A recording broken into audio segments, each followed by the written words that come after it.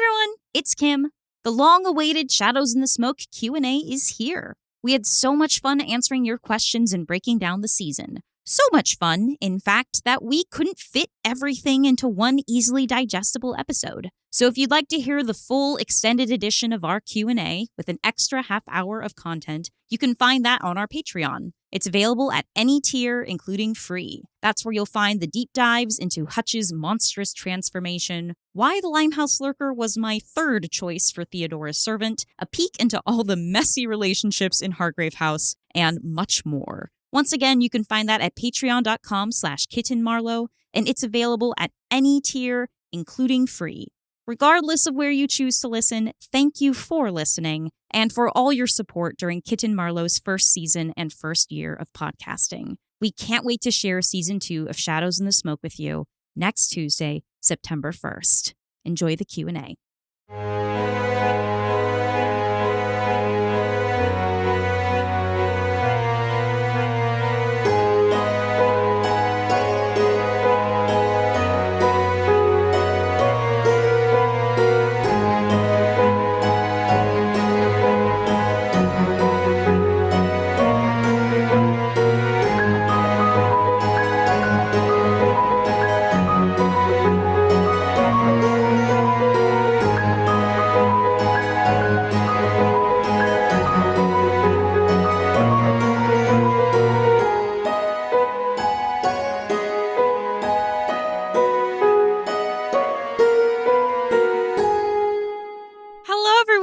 And welcome to the Shadows in the Smoke Season 1 Q&A. I'm so sorry, Robert. Were you going to be immediately off topic? Yes, I was going to be immediately off topic.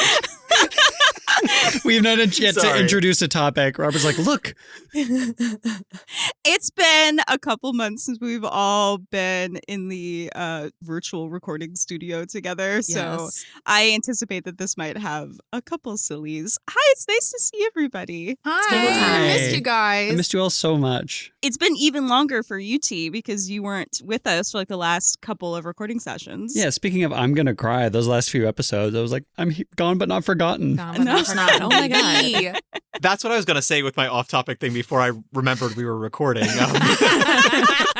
We start each of these recording sessions off by doing a 3, 2, 1, to time sync everyone. Traditionally, T finishes us off. But for the last episodes we recorded, we didn't get their lovely 1 finishing off our count off. It felt wrong. So it was nice to hear that again. Yeah. I don't even remember what started. I feel like there was something about the dropping into the character for the first one, and then I can't go last without making it a bit. So, shout out to our lovely listeners who have sent us a bunch of questions that we're going to talk about. I think just before we get to the proper questions, I just kind of want to, how was this experience for all of you? This was, again, I joke, something that I initially said at the outset I thought would be a 6-month commitment, and then it ended up taking over our whole lives for like a year. I know some of you were brand new to podcasting. I know T, you had a podcast for years. But what was this all like for you all? Are you fishing for compliments? Because you're going to get some. No, not necessarily, but I'll take them.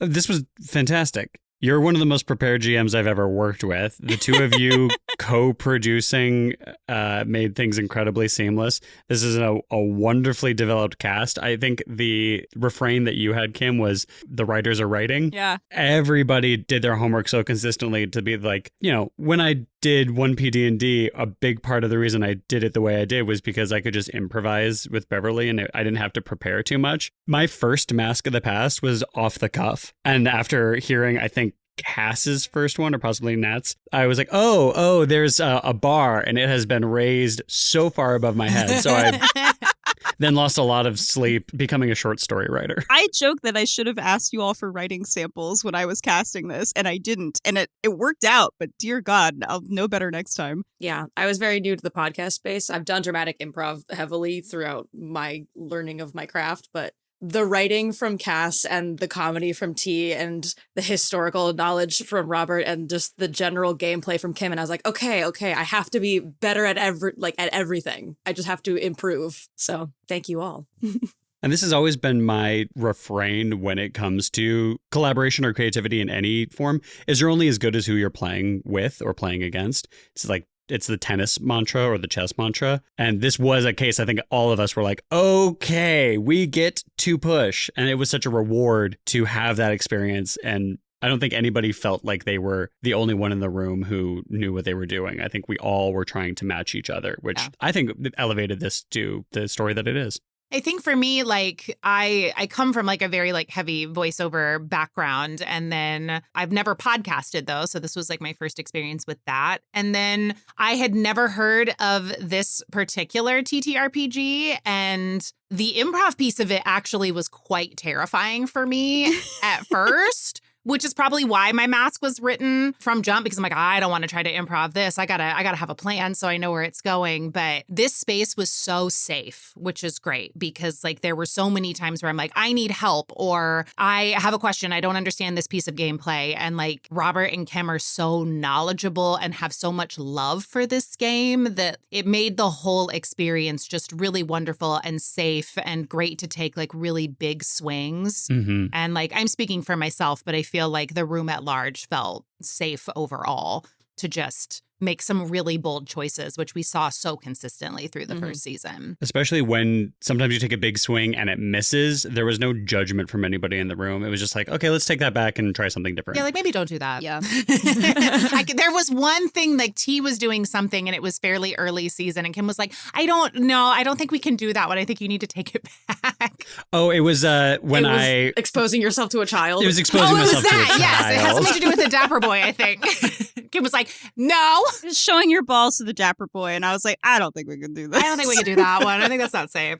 Yeah. But it was also with no judgment. It was just like, hey, we're crafting something that's got to go out for people to listen to. So you can't do that. For sure. And also to Kim's mastery, I did forget that the Dapper Boy was a petulant child.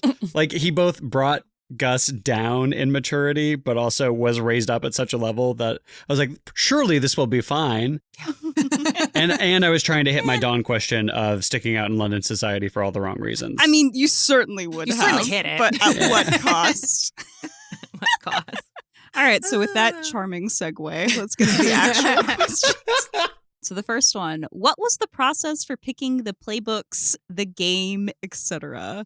We kind of had this moment where, Kim, you're like, I think you'll like this playbook. And I read it and I went, yes, I do like that actually. And that's Yeah. exactly what I'm going to play. So I guess as a little bit of backstory, I ran like 19 episodes of The Between on another podcast's Patreon channel, The Crit Show. And then The Crit Show and I had to part ways due to California tax laws. They very graciously gave me the name of the show, Shadows in the Smoke, and the idea, I had their blessing to take the theme music and the sort of like concept that I had for the game and like start over with a fresh cast. And so Robert and I put the show and Kit and Marlowe together in like, I'm not kidding when I say like 3 weeks. Like we went from me having what I thought was a job on another podcast that was going to last for like at least another 6 months to then having no job on that podcast, starting this podcast, making a website, casting the whole show, and having our first episode come out in like 3.5 weeks.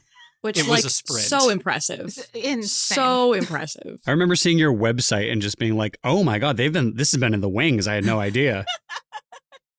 I mean, it was something that we had talked about as like a possibility one day. And then when I got the news that I was going to have to leave the Crit Show, we were like, oh, so that's due today. We have to do that right now. We thought we had like 6 to 9 months of lead up Yeah, time to, to like, work ramp on it this. up. And then it was 3 weeks. Yeah. Hit the ground running.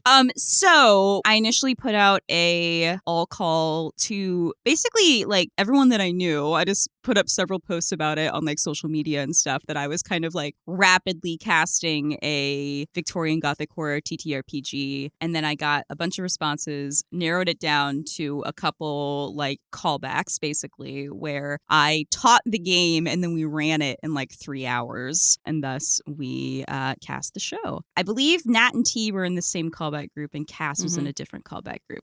But for the initial callback, I just had the like core playbooks available. Vanilla Between. Yeah, which is why Nat didn't have access to the Selkie at the first audition. But once she was cast, I was like, I think she'd like this. I think you would bounce with it very nicely, and you ended up doing so. I love her. She's amazing. So I came to the playtests with 3 rough character sketches prepared. The vessel that would eventually become Rabbit, an American, and a legacy. There is still a chance that that legacy could be played at some point in the future, so I won't go too much into detail about that. But Rabbit was mostly fully formed, but the one I actually ended up playing in the playtest was the American, which had a shocking number of similarities to T's American, considering that was not the callback that they were in. Your American was also from Savannah, I believe. Also from Savannah. Wow, Hell I didn't yeah. know that. Also not a werewolf. They were like a lizard man.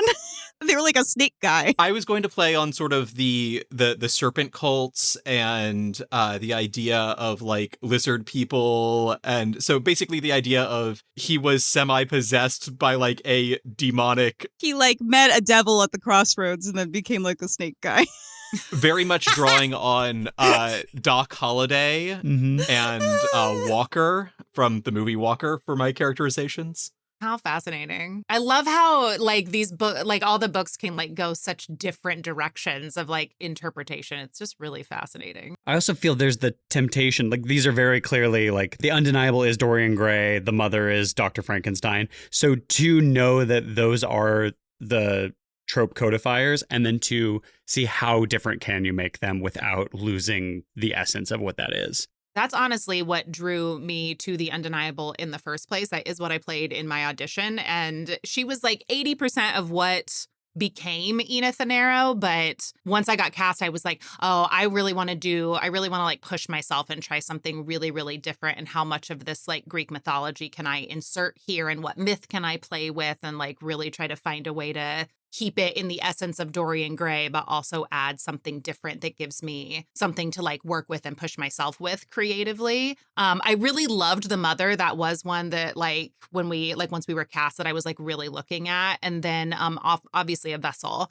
But yeah, I have a very soft spot for the picture of Dorian Gray, and so that naturally like I just was absolutely drawn to that playbook from jump. So that was like once I played it in the playtest and once I was cast, I was like, well, I'm just going to keep this book because I really like this one. I feel like all of us came with multiple, and it also speaks to the cast that you assembled. We all wanted to defer to one another. Yeah. In Nat and I's callback, she played I was an undeniable, and I played her factotum. and that was so fun. It was a really fun dynamic, which also opened up the idea of borrowing the employer for me when the story got to that point for Hutchinson. But I was drawn to the American because I was drawn to so many playbooks, and I thought, well, this is the one that's most likely to burn out, and then I can double dip. I thought I'm sorry. You lasted too long. I didn't mean, and nobody's ever said that to me before. Oh my God. Wow. I wanted to play so many of these. I was really drawn to the mother that I created. I had a vessel going in as well. But when it became clear that One Shot John was lasting longer than anticipated, I wanted the retirement to be more narratively fulfilling. And then just, I enjoyed the full run with him and the heartbreak that ended up being. Nat, you played a really cool Undeniable in your callback. It was I did. Yeah, she was like totally veiled. Mm-hmm. And like hot from like the neck down, but then the neck up was like Just this, like, absolutely disfigured and a disgusting. desiccated corpse Yeah, type basically. lady. It was very wild. Yeah. I love it. I liked playing with the idea of like, it really doesn't matter what you actually look like. It only matters what people think you look like. Yeah. Interesting. Yeah. So that's just fun. convincing everyone that she is hot is enough. And had I not gotten the Crit Show's blessing to run the Between, I would have run Ghosts of El Paso, which is the Between hack that takes place in the Wild West. I would still like to see that happen on Kitten Marlowe one day, so you never know. But it probably won't be run by me because I'm busy. You got a You lot don't going on. say. Yeah. You busy? Robert, When? Yeah. Yeah. Our next question is, if you were a hunter of Hargrave House, what playbook would you be? Probably the Unquiet because I don't know how to keep my damn mouth shut. I feel like I would probably be the mother. The STEM girly in me can never die. So And if you play that playbook, you wouldn't have to. exactly. I think I would be a vessel because I'm a little bit witchy. I had people in my life who used to always joke that I kept a painting in my attic that aged for me because I mean, you look great. Thank you. I love sunscreen. So say we all. So say all the pale people. If only Dorian Gray had known about sunscreen. I have very round, childlike cheeks, so it keeps me youthful. young. So like the undeniable maybe, or the mother, I think is like in my soul maybe who I would be. Not to get like too down on like just like very early into this Q&A, but I have a complicated, some would say quite fearful relationship with death, and so I could see me being someone who was like, what if no one died? What if we just didn't? Yeah, what if we just didn't do that? Well, I haven't seen The Volatile yet, so I can't say how well that lines up with my mental illness, but but probably the factotum. Mm-hmm. I feel like quite often I end up in support positions, and I'm often reasonably happy in support positions. So Love that. Yeah. Yeah, that would be my probably serious answer. Or honestly, the American. No part of me doesn't want to be a cowboy a little bit. All right. Our next question is, what was your favorite threat you faced for the players, or favorite threat to play for Kim? I think my favorite threat to play was inevitably the Spider Silk Seamstress, just because she stuck around Yeah. so long and became kind of like a side character. I don't think anyone's going to be surprised when I say my favorite threat to face was the Creature of Creature of Carmine. Carmine. Oh, me. Come on. Mostly because I love him and he's my boyfriend. Oh, I loved playing him too, actually. I really liked playing Merlin. The We love sweet him. baby. I hope he's well. I really liked Demon of Kilburn Abbey because to me, that's where it was like, oh shit, things got real. Mm. Mm-hmm. Like, I feel like for the first time in the show, like consequences were starting to pile up. Yeah. Yeah, Demon for me as well. I took the lead on that investigation, and then that was the one And then where what like, happened? You didn't get to resolve it because I kidnapped you. and then what happened is I thought Most Beloved would mean something different, and Yeah. I warned you. you did. I don't know exactly what I was going for. I think it was just the dramatic pop of saying I will be taking Most Beloved. Just felt good narratively at that moment. I also wanted to see what would happen early because I knew you had a bunch of threats that had specific moves catered to that, and I didn't want any of them to go untriggered. I also really liked the Nutcracker. I didn't necessarily love playing the sculptor themselves because I did it by like holding my like lips away from my teeth the whole time and Yeah. talking in like a really just like I looked a real treat while playing the sculptor. You did. But It was great. I loved the threat and I loved the like audition sequence that we did. I thought was Yeah, like, I really like that too. yeah, That was cool and very really heartbreaking. fun and emotionally destructive for me Yeah. in a good way. I think mine's a tie between Demon of Kilburn Abbey, especially for that fantastic scene that happened in the maze between Oh, me yeah. and Robert.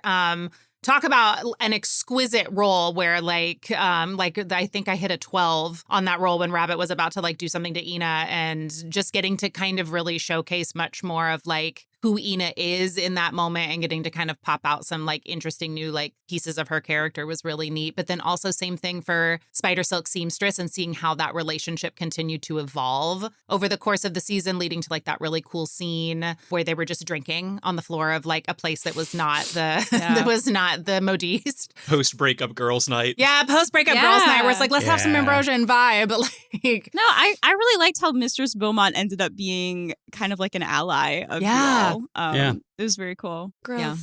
It might be the longevity that we had with her, but especially I really enjoyed Cass's relationship with Theodora. I mean, she was beautifully played by Kim. absolutely. That was, I know we decide what her plot is, but the whole time I'm like, what's she planning? What's she getting at? And I'm like, I don't know. Stop Like, asking I don't know, me. you tell, what am I getting at?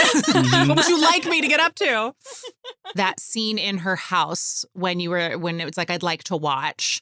Mhm. That one, I completely did not see it coming, did not think that was what it was going to be. Oh, And then, thank I God. mean, like, I was quiet, which is so unlike me, for like probably 15 to 30 seconds after Kim was like, this is what we're doing. And I'm like, okay. Like, diabolical. Kim was plotting that moment, I would say, for weeks before Oh. it happened. Oh, yeah. Excellent. And you kept delaying her invitation to tea. And I was like, I know, you're like, "Cass, can you you're gonna have to accept it. You're going to Come have to on go to over. tea at some point, you dumb bitch. Let's do it. That moment was such a gag and so cool and well crafted. And you were just played phenomenally. Like, it was just great. What a wonderful moment. I think that leads in perfectly to our next question. What were favorite character moments from all the cast and Kim? What is each hunter, Kim's favorite, most memorable moment of another hunter? I will say the fucking railroad fight scene with the Coven was just beautiful. The pacing, the lines, the fucking Indiana Jones gun moment, Ina taking out her emotional rage on all of these like horned I don't know what you're talking dudes. about. I wasn't mad about anything. Like, you might not like the ocean, but you salty. Yeah, I think Robert, the way that you crafted everything that came with the Coven threat and then how it all ended up like piecing together with the clues and the way that it did, like, it was just like such a testament to like how fucking smart you are, but also just like everything about it was just like, it was like beautiful and you could like see it, which I always like, is always like such a thing when you're doing like audio drama type work, is like we want the audience to be able to see it and not just hear it. And I loved all of the preparation you did for that threat. Speaking of preparation, consistently Nat's masks broke my heart. Oh my God. And we haven't even heard some of the really dark ones yet. But like, dude, starting with just like being with my mom and like looking up at the Big Dipper and the Little Dipper, I was like, my whole heart, no. You can't do that She's to that. baby. She just stays being baby. She is baby. But also being vehemently ACAB and refusing. One of my favorite moments was with the two of us when we were talking to Simon and Beulah, and then we left, and I was basically like, I will protect you. And you're like, fuck you, I don't need protection. Yes, no, that was also, that's one of my favorite moments too. That was like one of my favorite moments of like pure improv. Like, I wasn't expecting that conversation to happen, and I loved the way it all fell out. It felt very appropriate to the moment. I loved Maisie at the end being Theodora Brathwaite. Oh my God. I was going to say God, the same thing. My favorite moment of this entire show was The most Rabbit, nerve-wracking moment. it is me. Trying to do her voice. God. It was a nice moment of levity, though, along with like everything else that was happening as we were coming up on the end of it, because obviously, like, we were all very much in our feels about the fact that we were coming up on the season finale. So it was like it gave both like in the story and for us as the cast like a little bit of a laugh. Like, we're like, oh man, we got to The end second it. to last episode was the funny one. Yeah, right. It also felt like the culmination of every time Maisie goes and dances with the threat or confronts the threat to be, now Maisie is the threat. When we first met Theodora at Sally No Face's party, in the moment, I didn't do a voice for her. I did just like a standard like RP accent. And then later when I was editing it, I was like, we're going to meet her so many times. I need to give her like a voice. And so I ADR'd my own dialogue for Theodora. I joke that it is Jujubee from RuPaul's Drag Race doing Eartha Kitt. It's me doing Jujubee doing Eartha Kitt. But I didn't know that I'd be dooming Nat by doing that voice and making her have How to could do you it. know? Had to do my impression of an impression of an impression. I think it's really telling about this show that like a lot of my favorite moments were the big swings, you know, the big dramatic, you know, the sex scene, eating Apollo, all that sort of stuff, but also the small moments. We did a really good job, patting all of us on the back here. We did a really good job of navigating both the big dramatic, you know, plot points, big beats, but also the quiet character moments between characters also just felt really comfortable and lived in. I was going to say, my favorite thing is sort of throughout the whole season, the building and the destruction of the relationship between Ina and Gus, I think was so well navigated. Just like the beginning of it, the like, we're in love, the how does this relationship work, to it's falling apart and fuck. Mm-hmm. Yeah. Oh, just watching that from across the computer screen was so cool. I loved Cass's exorcism, busting out some the ancient Greek. Greek. It was really cool. Yeah. Robert, I really liked how you built the Coven because you went in such a different direction with how it is normally portrayed. And I really appreciated all the big swings that you took with like making your Coven stick out. You made it into these, you know, men who were like usurping female power and like the power of nature. And I thought it was very cool. Yeah, witches are the good guys in my story. Yeah, absolutely. Yes. Patty LaPone. Did T ask ahead of time if they could have Gus eat Apollo, or was that a spur-of-the-moment decision? Was it premeditated on T's part if it wasn't raised to the table? No, you didn't. No, of course Did not ask for permission because So I had other taken by surprise. plans. And then T said, "This is what I'm doing," and I was like, "Fuck." Absolutely didn't ask for permission. But I mean, Man in the Sun Mask, we keep calling him Apollo. He's the Man in the Sun Mask who also happens to be Apollo and like a bunch of other things. But yes. But I mean, like, he's a side character. So like he was totally up for grabs. And now we have no sunshine. Yeah.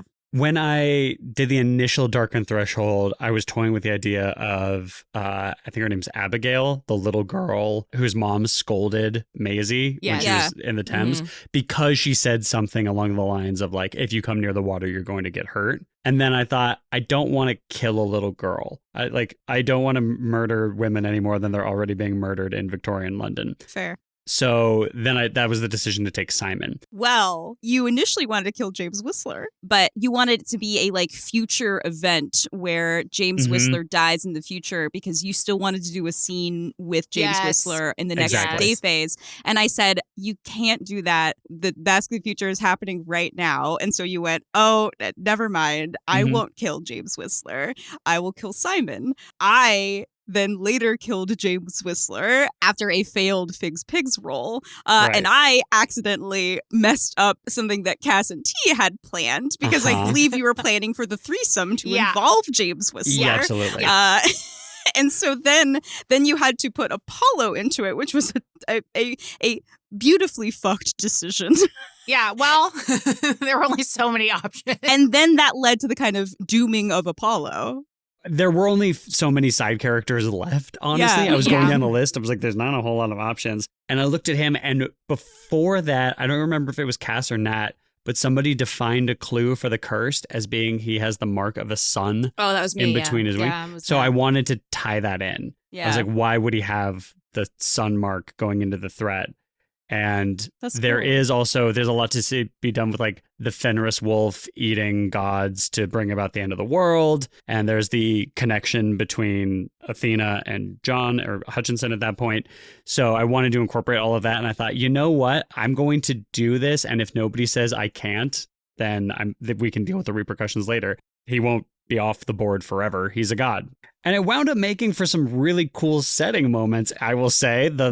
Darkness, the flood, all of that. Finale, like the third act was dark to the point where there was no sun. There are very few times in which someone will do something and I'll say, walk that back. I can't have you do it. I can only recall about 2 off the top of my head that I said no. But other than that, like, especially when it comes to, destroy or kill a side character, it's like they're all up for grabs, I mean, these characters exist to be interacted with and played with and destroyed. And so, do what you will. And it ended up being a really cool moment. But it was a moment that a sort of stack of dominoes that kind of fell over because of James Whistler, honestly. Yeah. That was Truly. The Apollo wrestling with a serpent myth, I also wanted to evoke in real time.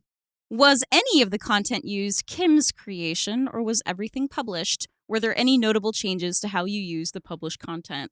I assume you're talking about like the threats, because obviously all of like the role play and all of the scenes and everything were all, improvised. So that was all me. All of the threats that we used were published threats from the Gauntlet. However, many of them were changed. Probably the most notable one was the entire mastermind confrontation. Robert and I basically like stripped that for parts and wrote our own. Well, because we ended up in such a different narrative place than what the sort of stock Theodora mastermind confrontation was about. Like, we were looking at these clues and we're like, oh god, like none of these like work. Like, and we also added the pirate ship as a set piece that isn't normally attached to her house. That's honestly so even better. Like, that set was amazing. Which is her ship called the Revenge, or was that? No, we named that. Yeah. Most of the cinematics I all wrote, except for like Theodora's very first one. That one's printed in the book. But, her taking the Lurker as a servant, that was, that's not premeditated by any means. That definitely wasn't even premeditated by me, but there's a question about that later. Also, all of the like Lady Whistledown-esque gossip columns. I was going to Bring make it this back. Bring hilarious. it back for Amazing. season 2. Please. Yeah, bring them I back for don't think season our 2. mastermind is really going to be a subject of Lady Whistledown, but we'll see. I'll see what I can do. But I will say that in season 2, something to look forward to are a couple more threats and dangers that Robert and I are writing specifically for the sort of world state that we left season 2 in. The find out to our fuck around. Mm-hmm. There were a couple little people that got away, moments that happened and then weren't commented on afterwards that you'll see the echoes of in season 2. Kim takes so many notes about things that the rest of us forget completely about. Yeah, it's like one of those telltale games. Kim will remember this. Mm-hmm. All right. Kim, this is a question for you. What moment or decision that the hunters made surprised or impressed you the most? So, just as a blanket compliment, basically every time you all resolved a threat, I had no idea where you were going with it. To start even from the very beginning with the identity of Sally No Face, in no possible realm did I ever imagine it would be Vittorio Clemenza. When I ran Sally No Face as a player, we invented a character. We didn't ascribe Sally's identity to a side character we'd already met. And so my infant GM brain didn't realize at the point that that was a possibility. And then you all latched onto that collectively. And then I looked at all of the previous scenes that Vittorio had been in, specifically Vittorio Maisie, and I'm like, oh no, I didn't know that this is where you all were going, but I certainly leaned into it in some kind of subliminal way where that seemed just totally normal and natural. I mean, there were many moments that surprised me. Rabbit pulling the gun on the leader of the coven. Oh my God. Gagged So me good. in such a way. So good. But the one that really surprised me and ended up kind of changing the end of the season was Hutch saying yes to Theodora's deal. Yeah, that was a big gag. I didn't warn T about this at all, but I knew that was something that Theodora would offer because she has money and has status and she is a villain, but that she's also a woman and a person of color, and I think would feel some degree of sympathy for your daughter's situation in Georgia and would have seen a little bit of herself in that character and been I can improve her station, but you need to turn your back on everyone else and come work for me. And at no point did I think that you would agree to it, or I thought that you'd agree on it and then turn your back on it, and maybe that could have happened, but just you also happened to roll a fail on the quickening that night, and so we never got to see maybe what Hutch intended to be the end of that story. But that totally surprised me. I mean, it surprised me too. I didn't know you would make that offer at all until the moment. The facts that she presented were very clear. And I mean, this is a little bit revealing about my own character, but I'm yeah, if you have kids, they will be used against you. That is giving that part of yourself to another person, having that vulnerability. But then it is a case of if the romance with Ina had been resolved differently, if Hutch hadn't constantly felt like he didn't really belong with the other hunters, he wasn't going to resolve these big threats, he wasn't being, due to his own actions. I'm not saying this is anything y'all did. He didn't feel camaraderie for those people at that moment. So it's yeah, actually, I have one family member in this world remaining and I will take care of her. Fuck the found family. I was oh my God, the villain's plan worked? Yeah. Somebody mentioned early on in the Discord that the American is typically a real sweetheart to contrast the monster. Oh. I have my own thoughts about this country. I was the American is a monster inherently. It was important to me in the final cinema to show that Theodora, for all of her villainy, actually made good on that promise and did uphold her word to Hutchinson. For everyone else, what was the biggest surprise of the season? I mean, I still got to say, Gus eating Apollo was... Everything comes back to that. Everything comes back to that. Like that Gus ate the sun. It was a turn. It definitely was. It's huge. That one for sure. I think probably the biggest surprise for me was the romance itself, even those first moments of it. There was, I think it was during the first Sally No Face threat where I had my plan of how things were going to go, and of course, present a plan and the keeper laughs. But adjusting the bow tie moment, I was like, oh, this is such like a nice level of intimacy between two characters, and for a man who has not let anybody touch him or like come near him in this kind of way. It also harkened back to his parents with like the whole Taylor element of it. Yeah. So there was a lot there that I was like, oh, this would be a fun thing to explore. And then I was also feeling a moment of intimacy with you as a creator because I guessed your identity. And so I went, oh, we can like play this together and then just kind of see where it goes. It's also cool to have the idea of a romance with a character who is inherently virginal. Oh, God. Sorry. And another thing that really surprised me, fucking Ina's identity. I was the last person at the table who realized it. And you left so many breadcrumbs, especially at the beginning. So it's like, it's on me. But also in my defense, I'm thinking about so many things when we're playing. And very little of it is actually, it sounds bad, is actually listening to like these sort of minutia of what you all are talking about. I'm thinking about larger moments and what I should be doing and what things introduce and what are the repercussions. And so it's really only upon editing you all that I get to hear all of these like little, very smart details that you put into the game. But even despite that, it did not occur to me I knew you were a Greek something, but did not occur to me even for a moment that you were Athena until you literally came out and said it during one of your Masks to the Past. And I was like, oh, Jesus Christ. And everyone around the table nodded very sagely, being like, yes, we called it. And I was like, what? I liked Maisie constantly, maybe not empathizing, but I'll say that with like a lot of the threats in the game. Yeah. All of your vulnerable scenes with like different threats. Yeah, Sally and the creature. That's something I discovered along Crimson the Gentleman, way. Mock. Oh my I God. wasn't planning never saw on that it at coming. all. But it was nice to just have these moments with all of these different like evil quote unquote entities. The entire ending was a surprise to me as well. Getting to listen live. I wasn't there. Getting to listen live to like, here's like the scene, here's the setup, here's what we're doing with it. It was really fun to be able to just, I mean, it's always fun recording it with you all, but to hear the finished product and just learn what was happening in real time was fantastic. I have one small one that is very personal to me, and it was Kim having Maisie kill Albertina.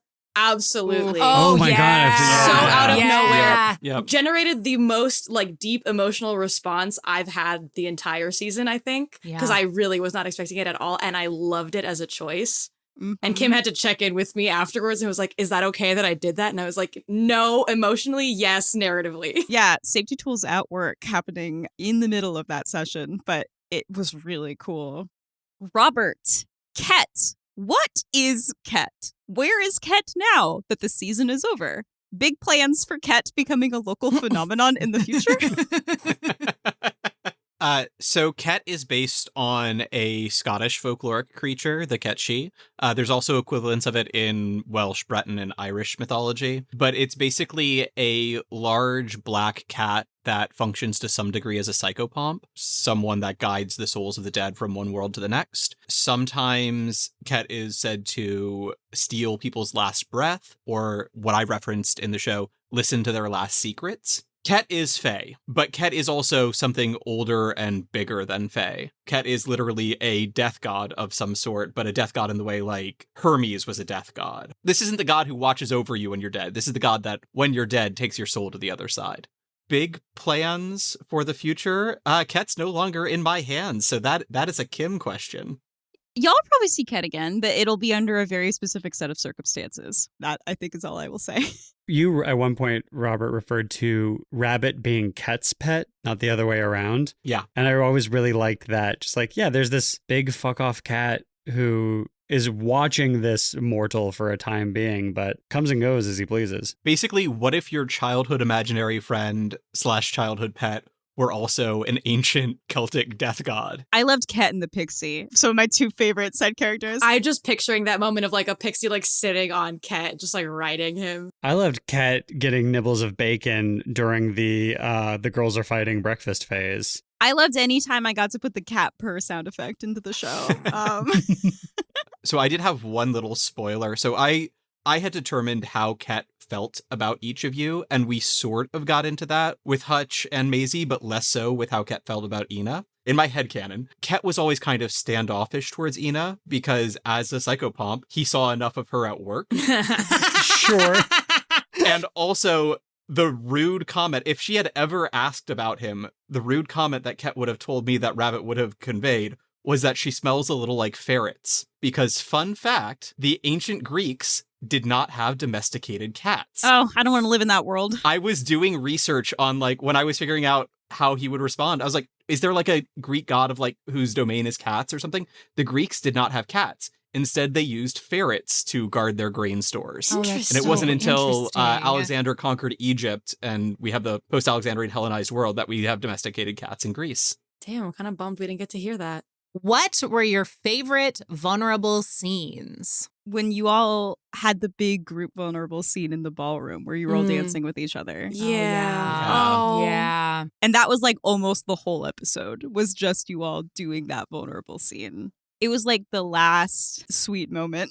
Yeah. Tragically, it was. It was the last wholesome moment before things started getting quite dark in the season. I really loved Rabbit and Maisie magic lessons. Yeah, that was one of mine too. Especially Maisie's line about being like, so everybody's just leaving me? That's what's happening now? Yeah. I also really liked our first date, the Blind Owl, where we went and got a drink. We were asking each other what death is to one another. Yeah. It was the first vulnerable scene that we did. So so it was the trendsetter, but I loved Rabbit and Ina and Rabbit doing opium in the garden. Oh, and you all talked about dreaming and how you didn't dream, but when you used to want to dream, you dreamt of a lady, of course. And I didn't know what that meant, but then then we found out that was Mab. It is the fun thing about the vulnerable scenes, right? Is that we're allowed to be a little more honest, a little more revealing of our backstories. So it's fun when we get to sprinkle in those little things. The relationships that were largely built through these vulnerable scenes. I think we were really drawn to them as an ensemble because Kim will drag us forever about not getting clues fast enough for a threat.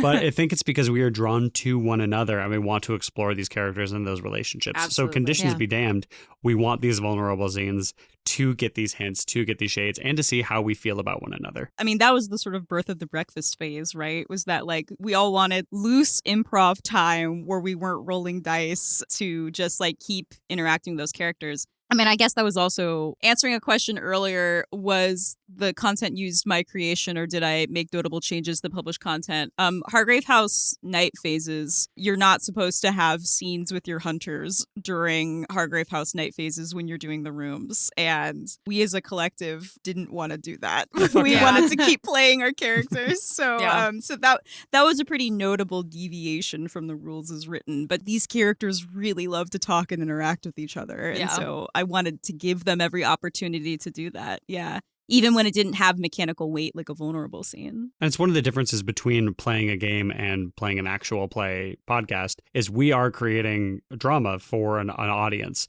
We're not just going, okay, we unlocked a room. What does the room have in it? When you're doing an actual play, and I've done actual plays for 5 or 6 years at this point, you want to make sure that even though you are doing it for public consumption or like an audience, if the people at the table aren't like really jazzed and really invested and really excited, then you've made a critical error somewhere. And so I'm always cheered. I joke about it, but I think it's a compliment when I say that like, no one loves this show more than the people who are involved in the recording of the show. And that's good. And that is an ethos that I want to stick to. That is how I know that we're doing something right. If you could have one personal quarters item in real life, what would it be? Definitely the mannequin with Vittorio. Jesus Christ. I mean, it's really hard to get around just the usefulness of Nanny's magic carpet bag. Yeah, the bag that has whatever you need in it. That's just so useful, literally, by design. I would love to try what a bottle of Fey wine that is Starlight in liquid form until you open the bottle and then it turns into a gas and you have to huff it. That's what I want. I don't have the sketch of James Whistler or from James Whistler anymore, but that would have been a good one just for me personally to auction off. For real. Honestly, I think the luxurious scarf, I wouldn't say no to an Hermé from Athena. I would have wanted whatever became of that gold sundial from the Man in the Sun Oh, mask. I think yeah. that would have, that's a cool The The personal pocket version. sundial? Yeah, is the pretty pocket legit. sundial. The pocket watch turned into a pocket sundial was super cool. I feel like I'm looking at my list of everything I collected over the course of the season, and I feel I'm most drawn to the set of antlers from the Coven Resolve. You're so Mm. witchy. I don't know why I know it's It's a that. It's trophy. just it's a trophy. It's witchy. It's also like you didn't get it from an animal, you got it from a man who was an I asshole. got it from a man who was an asshole. Absolutely. And if we're doing anything, it is hexing the patriarchy. So, Exactly. That's the new thanks I thrifted it. Thanks, I got it from a man who was an asshole. I mean, I collected so many knives, it's hard to pick just one knife. So For sure. And like, I don't want a girl's face or a corpse. Like, so many of mine are I have just. a broken rib. Delightful. I like the idea of the monocle that can see through disguises, but honestly, like, unless we have a they live situation going on, that's just looking at people. Most of us don't walk around in disguise except to ourselves. how much time will have passed between season 1 and 2? And will the opener give us any recap of the time gap? I'm just shouting out this question that this is from my mom. So Yes, Hi, Janet. how much time will have passed? Figuring out time in a game like The Between is kind of complicated because I'm always just like, it's been a couple weeks, it's been this. I will say that a summer has passed. How many other seasons passed before we got to that summer? I don't know. And we don't have to worry about that. But we're starting in fall. A summer has passed. And yes, the opener will give you a bit of a recap of that time gap in terms of what is going on in the world, as well as also what the characters have been up to since the last time we saw them. So I will do the last question. Will T and Robert be back for season 2 with new hunters, or will there be new cast members? So when Kim and I were originally conceiving of this show, we always intended there to be a rotating cast. That as characters retired, the players would also get switched out for new players. So as one of the producers of the show, I deliberately designed Rabbit to only last one season, with the idea that at the end of season 1, I would step down and someone else would be able to take my place. This isn't saying I'm gone forever. I will not be at the start of season 2, but depending on how things shake out, I might be back before it's over. That's partially why season 1 ran as long as it did. I did not intend for season 1 of Shadows in the Smoke to go a full calendar year. It lasted exactly as long as it needed to, but I was certainly like extending the lifespan of season 1 to make sure that specifically we got through the whole Coven threat, which meant that we had to get through all of those masks in order to lead up to the Coven and then introduce the Coven and then resolve the Coven, because I wanted to get through Rabbit's whole story. Going forward, I say this, I might cut this, but my intent is to make future seasons slightly shorter because now I'm not working under that specific pressure of wanting to get through a full character's arc in a season. As for me, I would play this game every day with y'all if I could. I'm always happy to come back if invited, but there's still a lot to be resolved. The Cursed is still in play, which means Hutchinson is not technically off the board yet. I have not yet discussed with Kim if I am going to be doing Gur mouth foley for The Cursed, but